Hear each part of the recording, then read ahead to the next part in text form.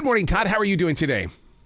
I'm doing great, my friend. How are you? Fantastic. Look at this book cover. Oh, my God. This is what I want God to really look like. I want someone that's going to say, I asked you to listen to me. Now I'm telling you what to do. And this cover says so much.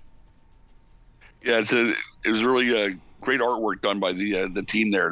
It's a terrific book. It tells you just about everything you want to know that you didn't know. Stories that are like not safe for radio, certainly. It's a lot of sex, a lot of debauchery, a lot of drug stories, a lot of behind the scenes stuff, working against and with, the different personalities in the business, including Vincent and Bischoff, all kinds of stuff like that. But you know what, though? You talk about the sex and the drugs and things. I've always looked at that as being, that's the fringe benefit of doing what you're doing. I've never looked at that as being a hardcore negative. Well, it isn't a hardcore negative if it's a lifestyle. I mean, this is all these guys' lifestyle, including my own at that time. It was the 90s. It was 30 years ago. There wasn't any talk about AIDS and blood and what it could do if it got on someone else's blood or spit. None of that was even a factor or a thought back then. We just went for it. I mean, it was just straight out hardcore violence and trying to give the fans a product that they could believe in. When I was a kid, I grew up watching Bruno Sammartino and Killer Kowalski, and I believed what I was watching. And then by the time I started the company, all they were doing was cartoons. Yeah, every character was like a cartoon character. They even had a cartoon show on Saturday mornings. It was horrible. And I just wanted to see something that I could believe in. And I started this company, and we put on shows that people could believe in because they were really getting out there and hitting each other. And there was a ton of people apparently had the same want and desire I did, to be able to believe in what they were watching, enjoy the product that way. Well, I found it to be inspiring as a martial artist. I'm a third-degree black belt in Taekwondo, and when I went to those tournaments, I'm gonna be honest with you, man, I took your attitude to that ring because I wanted to make sure that I got a win, and I would rather lose 1 or 2 points because I did something wrong and still come back and win the dang thing. Yeah, I can see that completely. I mean, at the time, Howard Stern was vilified by half of America and adored by half of America. And we were like Howard Stern of wrestling. We were like R-rated wrestling. And when people would say, oh, I can't believe you said that, or you did that, you ripped that girl's top, whatever it may be, I'd say 2 things, 2 words. Then don't watch. Yeah, that's right.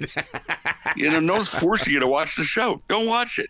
There's plenty of people out there who enjoy the product. Let them enjoy it.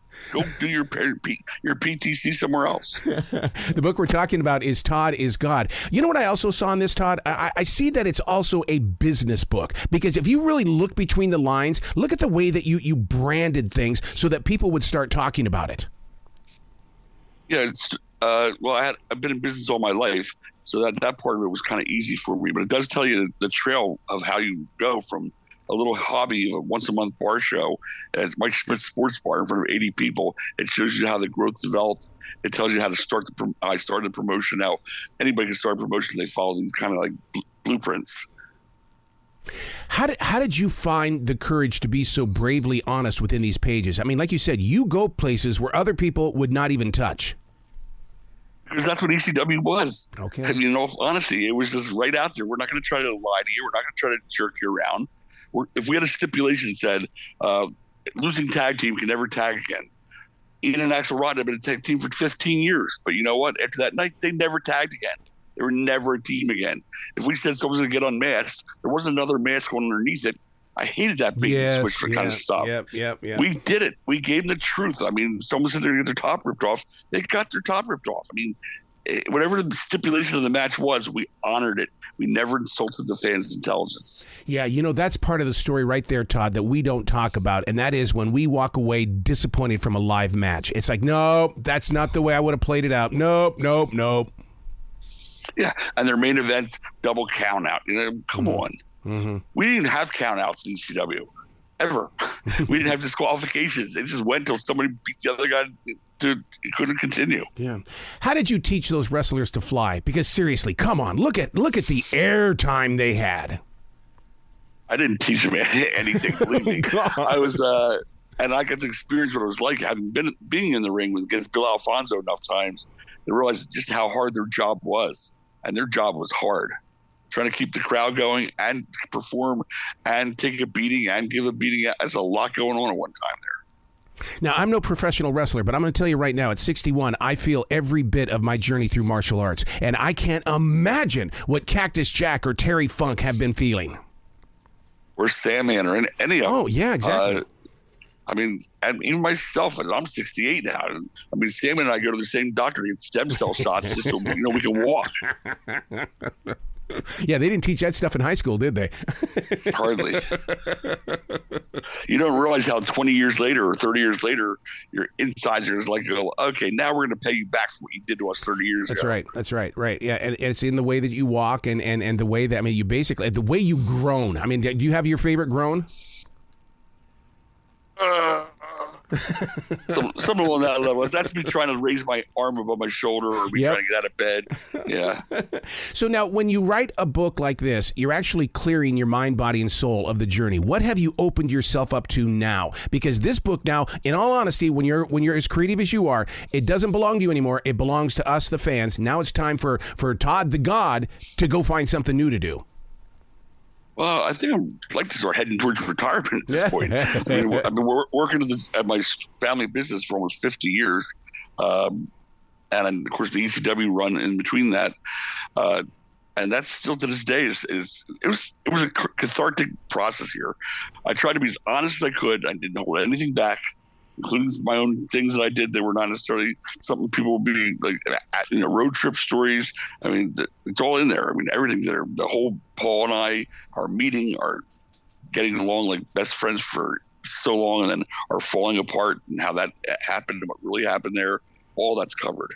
How did you take this to national television? Because, I mean, there had to have been some people going, Tod, there are censors. Oh. But for some reason, they said, come on in.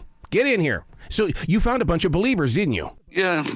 Well, first of all, when you're on things like Sports Channel America and stuff like that, then you're on all of a sudden all over the country without even knowing what time you're going to be on. I could be on 3 o'clock in the morning in one town, 11, and people would find it on their own.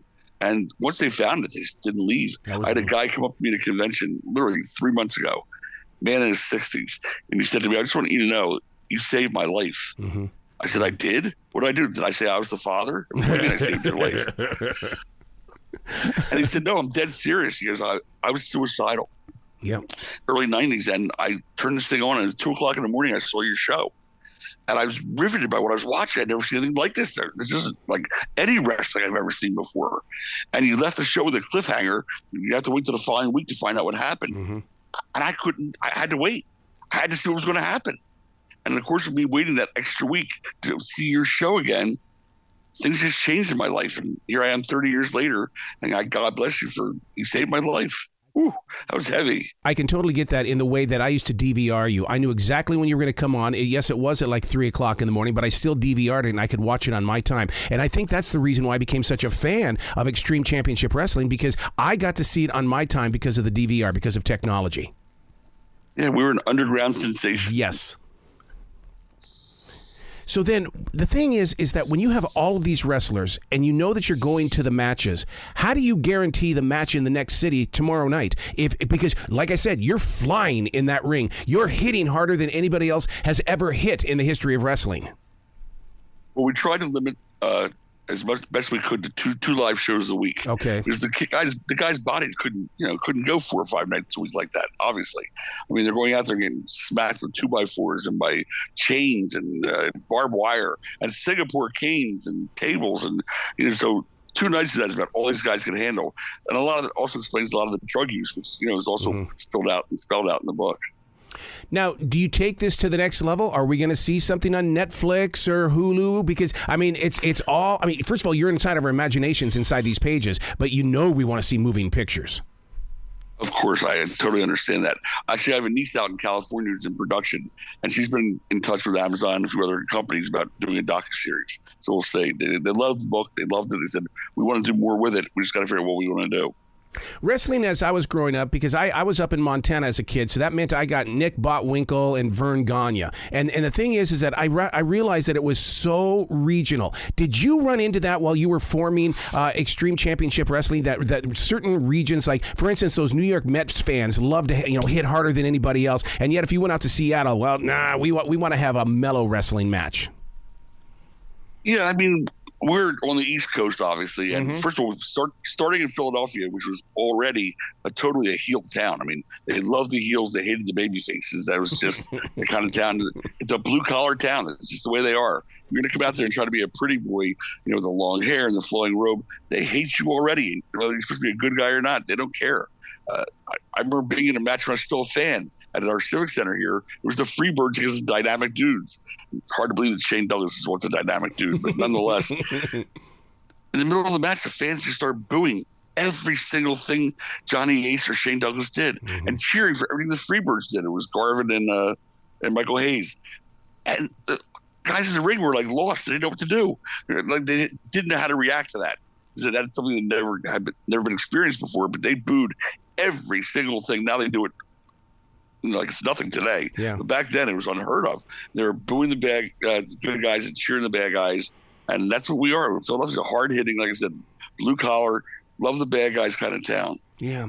How did you deal with those in wrestling when they were coming from other leagues and they wanted to be a part of Extreme Championship Wrestling? But did you sit down with them and say, okay, we've got to change not only your image, but we've got to change your attitude as well? That would be like me being on a classic rock radio station and playing Michael Bolton my entire career. They didn't believe it. They didn't believe I was a classic rocker. Well, for openers, everybody who came in, and it didn't matter who it was, how big a star they were, had to do the job the first night in. And if they weren't willing to do that, then to me, they weren't willing to be a team player. Yeah. Like, we were not going to make this about any one individual being more important than the rest of the company so someone could hold us hostage down the road.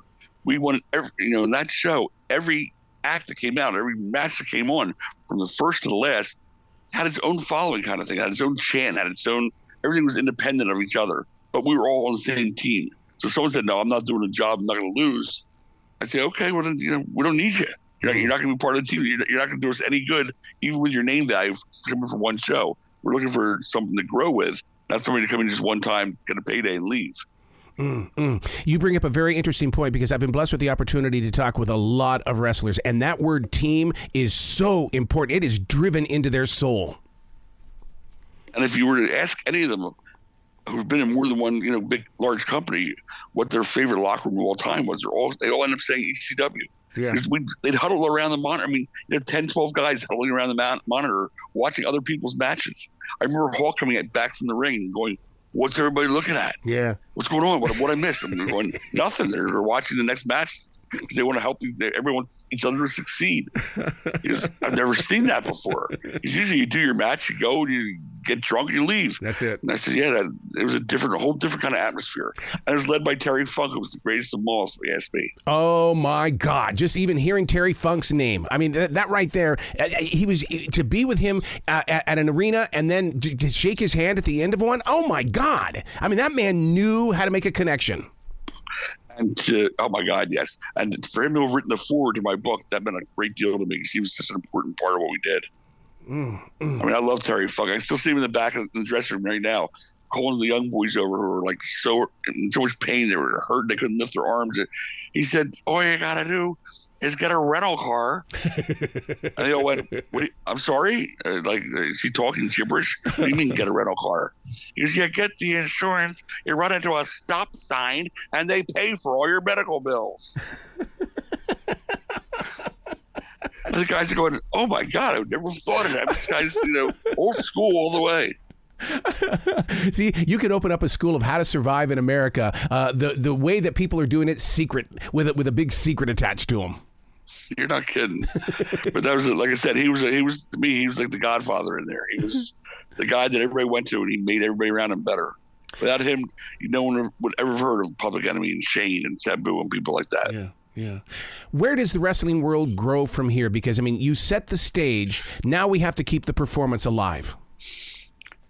Well, to be honest with you, I really like the fact that Paul took that whole thing with Roman Reigns and the Bloodline and turned it into like a one-year soap opera. Because what is wrestling? It's a soap opera for men, if you think about it, with athletics involved, so you don't feel like you're watching a real soap opera.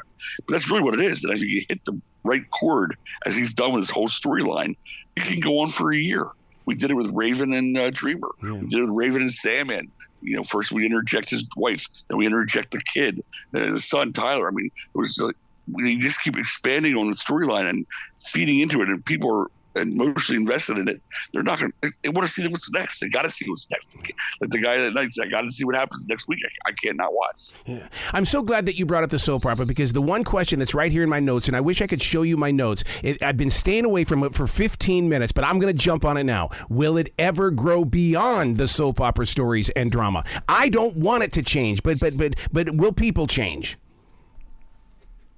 I mean, I can't predict the future, but I think right now is what you're seeing is what you've always seen, and each company that comes along tries to do their own thing and put their own stamp on it. I think as long as Vince is still in control there, you're never going to get great storylines like you had when he left for those few months. Triple H was starting to build everything up to make it more interesting again. AEW, as I said, I can't stand watching people just jump up in the air, do 10 somersaults, land on the ground, and then stand back up again. They fall off a 10-foot ladder and they dust themselves off and go to the next spot. It's terrible. There's got to be a podcast somewhere inside of you, because I would love to sit there and listen to about 40 minutes of you telling the stories in your voice, in your passion still for this sport.